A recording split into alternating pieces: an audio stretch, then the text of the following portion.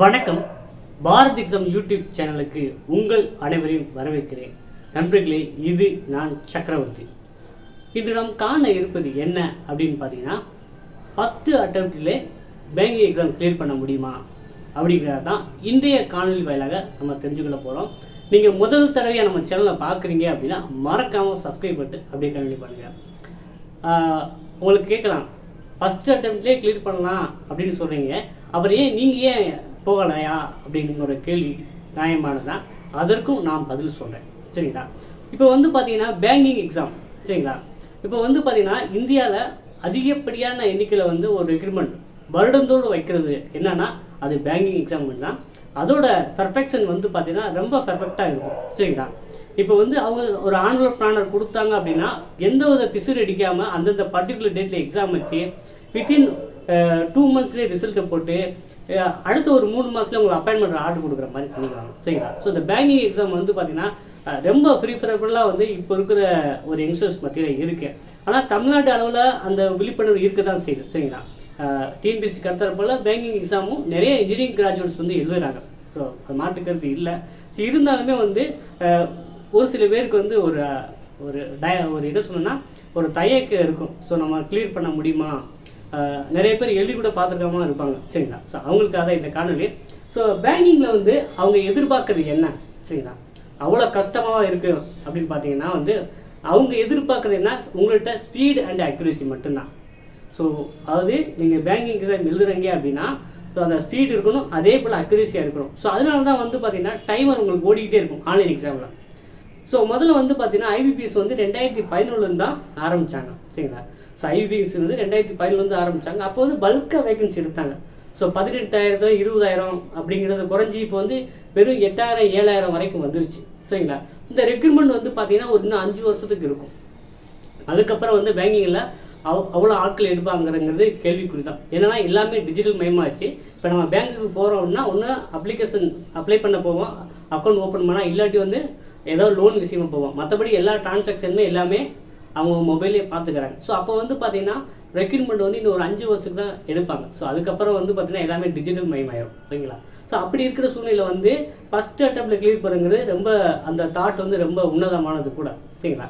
So அதனால் நீங்கள் என்ன பண்ணணும், இதுக்கு உங்களுக்கு தெரியணும். ஸோ நான் ரொம்ப நல்லா படிப்பேன். ஸோ ஸ்கூல் டேஸ்லேருந்து இப்போ வரைக்கும் ரொம்ப நல்லா படிப்பேன். இல்லை நான் பார்த்தீங்கன்னா நான் ஆவரேஜாக தான் படிப்பேன். இல்லை நம்மளால் ஜஸ்ட்டு பாஸ் பண்ணி தான் வந்திருக்கேன். சரி, என்னால் இந்த 3 கேட்டகரியில் தான் இருப்பாங்க. ஸோ அவங்களால முடியுமானா கண்டிப்பாக முடியும். ஸோ நமக்கு பார்த்தீங்கன்னா ஒரு முக்கியமான விஷயம், ரொம்ப இம்பார்ட்டன்ட். இதுக்கு ரொம்ப அகடமிக் நாலேஜ் அப்படிலாம் தேவையில்லை. சரிங்களா? நீங்கள் டிகிரி சரியாக படிச்சுக்கலாம், படிக்காமல் இருந்துக்கலாம். ஆனால் இந்த ப்ரிப்பரேஷன் நல்லா பண்ணீங்க அப்படின்னா ஃபஸ்ட் அட்டெம்ப்ட்லேயே கிளியர் பண்ண வாய்ப்பு இருக்குது. சரிங்களா? இதுக்கு என்ன வேண்டியதுன்னா ப்ராக்டிஸ் மட்டும்தான். சரிங்களா? ஸோ இந்த ப்ராக்டிஸ் இருந்தால் மட்டும்தான் நீங்கள் இந்த பேங்கிங் எக்ஸாமில் எழுத முடியும். சரிங்களா? இந்த பேங்கிங் எக்ஸாம் பார்த்தீங்கன்னா அது 2 கேட்டகரியில் வைக்கிறாங்க. So preliminary, main. சரிங்களா? So preliminary, main. சரிங்களா? ஸோ இந்த ப்ரிலிமினரி பார்த்தீங்கன்னா 1:10 இந்த அடிப்படையில் பார்த்தீங்கன்னா நெக்ஸ்ட் லெவல் உங்களை போயிடுவாங்க. சரிங்களா? ஸோ இந்த ப்ரிலிமினரி எக்ஸாம் பார்த்தீங்கன்னா ஆரம்ப கட்டத்தில் பார்த்தீங்கன்னா ரொம்ப ஈஸியாக இருந்தது. ஸோ கொஞ்சம் சுமாராக படிக்கிறவங்க கூட ப்ரிலிமினரி எக்ஸாம் கிளியர் பண்ணிட்டு அப்படியே மெயினில் போய் தான் விடுவாங்க. ஆனால் இப்போ இந்த காலகட்டத்தில் ப்ரிலிமினரி எக்ஸாம் அடிக்கிறதே பார்த்தீங்கன்னா அவ்வளோ கடினமாக இருக்குது. ஸோ முதல்ல ஆரம்ப கட்டத்தில் பார்த்தீங்கன்னா ஐபிபிஎஸ் ப்ரிலிமினரி எக்ஸாம் வைக்கும்போது 100க்கு பார்த்தீங்கன்னா ஒரு 30 கொஸ்டின் 35 கொஸ்டின் எடுத்தவங்கலாம் அடுத்து மெயினுக்கு போனாங்க. இப்போ பார்த்தீங்கன்னா 100க்கு 55 60 அந்த மாதிரி கேட்டகரி இப்போ வந்துருச்சு. ப்ரிலிமினரியில் அந்த கட் ஆஃப் இருந்தால் மட்டும்தான் இப்போ மெயினுக்கே போக முடியுது. அப்போ பார்த்தீங்கன்னா நமக்கு என்னது, நிறைய ப்ராக்டிஸ் இருக்கணும். நீங்கள் இந்த பேங்கிங் எக்ஸாம் ப்ரிப்பேர் பண்ணிச்சிங்கன்னா இந்த ப்ரிலிமினரி எக்ஸாம் பார்த்தீங்கன்னா 100 கொஸ்டின்ஸ் வரும். சரிங்களா? அந்த 100 கொஸ்டின்ஸ்க்கு குறைஞ்சது ஒரு 25 செட்டு. சரிங்களா? 25 ப்ராக்டிஸ் செட்டு நீங்கள் ஒர்க் அவுட் பண்ணி பார்த்தா மட்டும்தான் ஏதோ பாஸ் பண்ணுற லெவல் போக முடியும், ப்ரிலிமினரி எக்ஸாம் பாஸ் பண்ண முடியும். ஸோ இது எந்தவித ப்ராக்டிஸ் இல்லாமல் நீங்கள் போனீங்க அப்படின்னா ரொம்ப கஷ்டம். சரிங்களா? ஸோ ஒரு 10 days பார்த்துட்டு போனாலும் முடியாது. சரிங்களா? ஒரு 1 month பார்த்துட்டு போட முடியாது. ஆனால் நீ 1 month பார்த்துட்டு போனால் அந்த 1 month ஃபுல் ஃப்ளெஜ்டாக குறைஞ்ச ஒரு 25 செட்டுனாச்சும் நீங்கள் போட்டு பார்த்தா தான் ப்ரிலிமினரி எக்ஸாமே கிளியர் பண்ண முடியும். சரிங்களா? அப்போ அந்த ப்ரிலிமினரி எக்ஸாம் கிளியர் பண்ணணும் அப்படின்னா உங்களுக்கு ஸ்பீட் அண்ட் அக்யூரசி தேவைன்னு ஏற்கனவே சொல்லிட்டேன். சரிங்களா. இதில் வந்து என்ன பேட்டர்ன் வச்சுன்னா ரீசனிங், நியூமரிக்கல் அபிலிட்டி, இங்கிலீஷ் எல்லாமே இந்த 3 விஷயம் தான் இந்த ப்ரீமியரில் காம்ப்ளிகேட்டடாக இருக்கிறது. அந்த ரீசனிங், நியூமரிக்கல் அபிலிட்டி வந்து எல்லாரும் பண்ண தெரியும், ஈஸியாக தான் இருக்கும். ஆனால் வந்து அதுனா கொஞ்சம் வேகமாக பண்ணணும். அந்த வேகமாக பண்ணுறதுக்கு உங்களுக்கு எல்லாருக்கும் என்ன தேவை வந்துன்னா ஷார்ட்கட் மெத்தட் தேவை. இந்த ஷார்ட்கட் மெத்தட் வந்து பார்த்தீங்கன்னா ஒன்று வந்து பார்த்தீங்கன்னா நிறைய ப்ராக்டிஸ் பண்ணி அவங்களே கண்டுபிடிக்கிறது. இன்னொன்று வந்து பார்த்தீங்கன்னா நீங்கள் கோச்சிங் சென்டர் மூலமாக வந்து அங்கே நிறைய ஷார்ட்கட் சொல்லி தருவாங்க, நிறைய டெஸ்ட்டு வைப்பாங்க, அந்த மாதிரி கற்றுக்கிறது. ஸோ உங்களுடைய சூழ்நிலை தகுந்த மாதிரி எது ப்ரிஃபரபிள். ஸோ உங்களுக்கு டைமுக்கு நிறைய கிடைக்குது அப்படின்னா வந்து நானே ஷார்ட்கட் கற்றுக்குவேன் அப்படின்னா இப்போ வந்து நிறைய யூடியூப் சேனலில் வந்து கோச்சிங் சென்டர் போக முடியாத அளவுக்கு கூட அவங்க சொல்லித்தராங்க. உதாரணத்துக்கு வந்து பார்த்தீங்கன்னா ஸோ நான் ப்ரிப்பேர் பண்ணுறேன்னு நினைக்கிறீங்கன்னா ஃபீல் ஃப்ரீ டு லேர்ன் ஒரு யூடியூப் சேனல் இருக்குது, சரிங்களா. அதில் ரொம்ப பக்காவாக வந்து பார்த்தீங்கன்னா உங்களுக்கு வந்து ரீசனிங்கும் நியூமரிக்கல் வீடியும் பக்காவாக சொல்லித்தராங்க.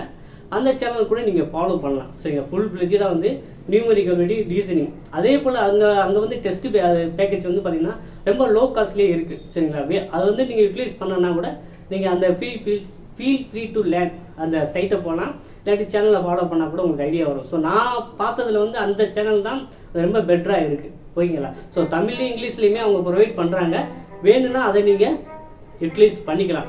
சரி, இந்த பேட்டர்னில் படித்தா வேறு எந்த எக்ஸாம்லாம் வந்து நம்ம கிளியர் பண்ணலாம் அப்படிங்கிற ஒரு தாட் உங்களுக்கு இப்போ இருக்கும், சரிங்களா. ஸோ வேறு எந்த எக்ஸாம்லாம் கிளியர் பண்ணலான்னா ஸோ இப்போ வந்து ஐபிஎல் சீசனை பற்றி எல்லாருக்கும் தெரியுங்க, சரிங்களா. ஸோ இந்தியன் பிரீமியர் லீக் வந்து பார்த்தீங்க எல்லாரும் வந்து கொண்டாடி தீர்த்தோம் அதை பற்றி. ஸோ இப்போ வந்து ஐபிஎஸ் சீசனே சொல்லலாம். உதாரணமாக வந்து ரீஜனல் ரூரல் பேங்க். ஸோ தமிழ்நாட்டில் பார்த்தீங்கன்னா தமிழ்நாடு கிராம வங்கி அது கிளரிக்கல் லெவல். ஸோ அது வந்து அவங்க டைமிங்கில் வந்து ஆஃபீஸ் அசிஸ்டன்ட் சொல்லுவாங்க. அப்புறம் வந்து அசிஸ்டன்ட் மேனேஜர் ஆஃபீஸர் ஸ்கேல் 1. சரி, ரெண்டுக்குமே குவாலிஃபிகேஷன் டிகிரி தான். இப்போ அனௌன்ஸ்மெண்ட் பண்ணியிருக்கு வந்து பார்த்தீங்கன்னா இது வந்து ஒரு 200 வேகன்சி அரௌண்ட் பண்ணியிருக்காங்க, இது ஒரு 38 வேகன்சி பண்ணியிருக்காங்க. அதுக்கப்புறம் வந்து பார்த்தீங்கன்னா என்ன பண்ணுவாங்க அப்படின்னா ஐபிஎஸ் கிளர்க்கு வந்து நோட்டிஃபிகேஷன் வரும். இது குறைஞ்சது ஒரு 7000-8000 வேகன்சி எதிர்பார்க்கலாம். அப்புறம் வந்து ஐபிஎஸ் பிஓ வரும், சரிங்களா. இது முன்ன பின்ன வரலாம், ஐபிஎஸ் பிஓ முன்னாடி வரலாம், அதுக்கப்புறம் கிளர்க்கு வரலாம், சரிங்களா. இது கொஞ்சம் சப்மிட் பண்ணி பார்த்துக்கோங்க. ஆனால் இது ரெண்டுமே கண்டிப்பாக வந்துடும் ஒவ்வொரு வருஷமும். ஆனுவல் பண்ண கொடுத்துருக்காங்க. இப்போ கிளர்க்கில் வந்து பார்த்தீங்கன்னா ஒரு 7000-8000 வேகன்சி எதிர்பார்க்குறாங்க. பிஓவில் வந்து பார்த்தீங்கன்னா குறைஞ்ச ஒரு 2000 வேகன்சி வருஷந்தோறும் எடுக்கிறாங்க. அப்புறம் வந்து பார்த்தீங்கன்னா ஐபிபிஎஸ்ல எஸ்ஓ ஸ்பெஷலிஸ்ட் ஆஃபீஸர். இந்த ஸ்பெஷலிஸ்ட் ஆஃபீஸர் கேடரில் வந்து BSc agri, MBA, MCA, IT படித்தவங்களுக்கு நிறைய வாய்ப்பு இருக்குது ஸ்பெஷலிஸ்ட் ஆஃபீஸர் கேடரில், சரிங்களா. அதுக்கும் நீங்கள் விண்ணப்பித்து பேங்கிங்கில் ஸ்பெஷலிஸ்ட் ஆஃபீஸராக கூட நீங்கள் ஒர்க் பண்ணலாம். அடுத்து வந்து பார்த்தீங்கன்னா யூஸ்வலாக வந்து இதே பேட்டர்ன் தான், சிலபஸ் எக்ஸாம் பேட்டர்ன் வந்து இதே பேட்டர்ன் தான்.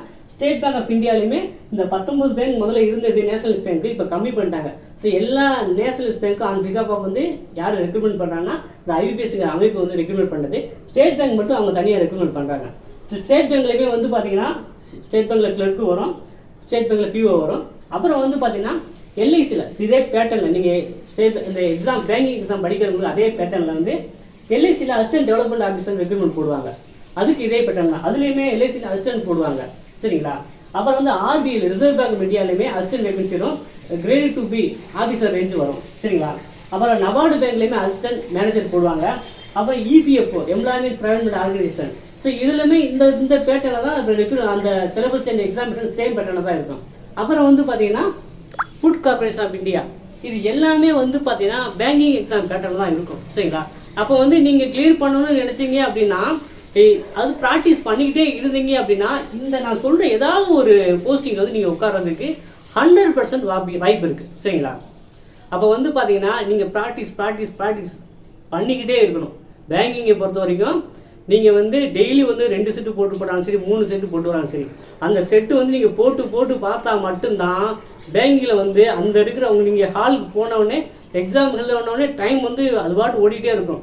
அப்போ நிறைய ப்ராக்டிஸ் பண்ணால் தான் நீங்கள் வந்து அதில் அச்சீவ் பண்ண முடியும், சரிங்களா. ஸோ அது ஸ்பீட், அக்யூரசி இதை மட்டும் மனசில் வச்சுக்கோங்க. ஸோ இதெல்லாம் உள் வாங்கிட்டீங்க அப்படின்னா நீங்களும் நான் இவ்வளோ போஸ்டிங் சொல்கிறாங்க ஒரே சிலபஸ் எக்ஸாம் பேட்டர்ல, அதில் வந்து நீங்களும் ஒரு ஆளாக போஸ்டிங் வாங்கி உட்காரலாம், சரிங்களா. ஸோ இந்த காணொலி உங்களுக்கு ஒரு சிறிதளவேனும் அவேர்னஸ் ஏற்படுத்தியிருக்கும் அப்படின்னு நம்புகிறேன். இன்னொரு விஷயம் உங்களுக்கு வந்து நம்ம வந்து எந்த மெட்டீரியல் வாங்கி படிக்கணும் அப்படிங்கிற கேள்வி இருக்கும். அது என்னென்னா கிரண் ப்ராக்டிஸ் செட்னு இருக்குது, சரிங்களா. KIRAN கிரண் ப்ராக்டிஸ் செட் வந்து நீங்கள் ஆன்லைனில் அவைலபிளாக இருக்கும். அது வந்து பார்த்தீங்கன்னா உங்களுக்கு ப்ரீவியஸ் செட் நிறைய போட்டிருப்பாங்க. அதே போல் பேங்கிங் கிரானிக்கல் சர்வீஸ் அப்படிங்கிற செட்டும் இருக்கும் சரிங்களா. அது வந்து நெட்டில் சர்ச் பண்ணி பாருங்கள், அதுவும் அவைலபிளாக இருக்கும். ஸோ இந்த மாதிரி புக்ஸை நீங்கள் ரெஃபர் பண்ணிங்களா உங்களுக்கு வந்து ரொம்ப ஹெல்ப்ஃபுல்லாக இருக்கும். பேங்கிங் ப்ரிப்பேர் பண்ணுறவங்களுக்கு ரொம்ப ஹெல்ப்ஃபுல்லாக இருக்கும். அதே பேங்கிங் ப்ரிப்பேர் பண்ண ஆரம்பிச்சிட்டாலே வந்து நியூஸ் பேப்பர் ரீடிங் வந்து ரொம்ப மஸ்ட்டாக இருக்குங்க. ஸோ அது ப்ரிலிமினரிக்கு யூஸ் ஆகாது, ஆனால் மெயினில் வந்து பார்த்தீங்கன்னா கரண்ட் அஃபேர்ஸ்க்கு ரொம்பவே ஹெல்ப்ஃபுல்லாக இருக்கும். அது இங்கிலீஷ் பேப்பர் ரீடிங் சரிங்களா. அதனால் வந்து ரீடிங் வந்து ரொம்ப மஸ்ட்டாக இருக்கும். நீங்கள் நியூஸ் பேப்பர் ரீடிங் பண்ணால் தான் வந்து நீங்கள் வந்து கரண்ட் அஃபேர்ஸில் வந்து நல்லா மார்க் ஸ்கோர் பண்ண முடியும் சரிங்களா. மெயினில் பேங்கிங்கில் ப்ரிலிமினரி பாஸ் பண்ணிட்டு மெயினில் போனீங்கன்னா கரண்ட் அஃபேர்ஸ் வந்து ரொம்ப அப் டு டேட்டாக வந்து கேட்பாங்க. ஸோ அதுக்கு ஒரு சர்டன் பேட்டர்ன் இருக்குது. ஆனால் வந்து அதுக்கு மஸ்ட்டாக வந்து நியூஸ் பேப்பர் ரீடிங் இருந்தால் மட்டும்தான் வந்து நீங்கள் நல்லா அச்சீவ் பண்ண முடியும். அந்த நியூஸ் பேப்பர் ரீடிங் இருந்தாலே நீங்கள் இங்கிலீஷ்லேயும் நல்லா மார்க் ஸ்கோர் பண்ணுறதுக்கு ஏகப்பட்ட பாசிபிலிட்டிஸ் இருக்குது. ஸோ இதெல்லாம் வந்து உள்வாங்கிட்டு ஸோ பேங்கிங் போகிறேன் அப்படின்னா ஸோ உங்களுக்கு நிறைய வே இருக்குது சரிங்களா. நான் ஏற்கனவே சொன்ன மாதிரி ஸ்பீட் அண்ட் அக்யூரசி ப்ராக்டிஸ் இது மட்டும் இருந்தால் நீங்கள் போதும். ஸோ இதை பெறதுக்கு நீங்கள் இண்டிவிஜுவலாக வந்து யூடியூப் பார்த்தே படிக்கலாம், இல்லை வந்து பார்த்தீங்கன்னா ஓனாக வந்து மெட்டீரியல் வாங்கி மெட்டீரியல் வாங்கி படிக்கலாம், இல்லை வந்து பார்த்தீங்கன்னா ஏதாவது கோச்சிங் சென்டர் வந்து நியர்பை கோச்சிங் சென்டர் வந்து ஸோ உங்களுக்கு அந்த மாதிரி ஷார்ட் அண்ட் ஸ்வீட்டாக வந்து உங்களுக்கு ஷார்ட்கட் சொல்லி தராங்களா அப்படின்னு பார்த்துட்டு கூட ஜாயின் பண்ணி இந்த மாதிரி 3 விதமாக நீங்கள் ரிப்ளேஸ் பண்ணிக்கிறாங்க சரிங்களா. வேரியஸ் வே இருக்குது. என்ன தான் வந்தாலும் உங்களுடைய இண்டிவிஜுவாலிட்டி தான் உங்களுக்கு வேலைவாய்ப்பை பெற்றுத்தரப்போகுது.